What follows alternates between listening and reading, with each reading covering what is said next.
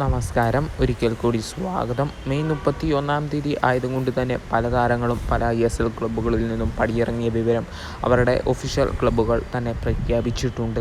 കേരള ബ്ലാസ്റ്റേഴ്സും അങ്ങനെ പ്രഖ്യാപിച്ചിരിക്കുകയാണ്. ആരാധകരെല്ലാം നിരാശയോടെ തന്നെയാണ് ഈ വാർത്ത കേട്ടിരിക്കുന്നത്. ജൂൺ 12 മുതൽ ട്രാൻസ്ഫർ വിൻഡോ തുറക്കുകയാണ്. അതുകൊണ്ട് തന്നെയായിരിക്കണം പല താരങ്ങളെയും ഇപ്പോൾ പുറത്താക്കിയിരിക്കുന്നത്.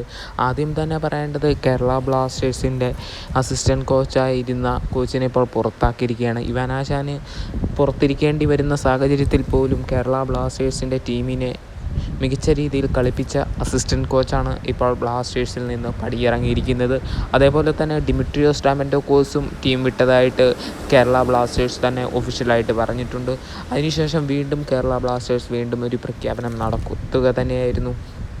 കേരള ബ്ലാസ്റ്റേഴ്സിൻ്റെ ഗോൾ കീപ്പറായ കരൺജിത്തും ഇപ്പോൾ പുറത്തായി. അതേപോലെ തന്നെ വമ്പൻ 6 താരങ്ങളെ, വിദേശ താരങ്ങൾ ഉൾപ്പെടെ 6 താരങ്ങളെ പുറത്താക്കിയിരിക്കുകയാണ് പ്രമുഖ ക്ലബ്ബായ FC ഗോവ. ആരൊക്കെയാണെന്ന് നോക്കുകയാണെങ്കിൽ നോഹോ സദോയ്, അതേപോലെ തന്നെ Brandon Fernandes, Carlos Martin, Victor Rodriguez, Dheeraj Singh, അതേപോലെ തന്നെ സമീർ ഗാമ, അതേപോലെ സാംസൺ പെരേര എന്നിവരാണ് ഇപ്പോൾ FC ഗോവയിൽ നിന്ന് പടിയിറങ്ങിയതായിട്ട് അവർ ഒഫീഷ്യലായിട്ട് പ്രഖ്യാപിച്ചിരിക്കുന്നത്. 6 താരങ്ങളെയാണ് ഇപ്പോൾ പുറത്താക്കിയിരിക്കുന്നത്. വീഡിയോ ഇവിടെ ചേർത്ത്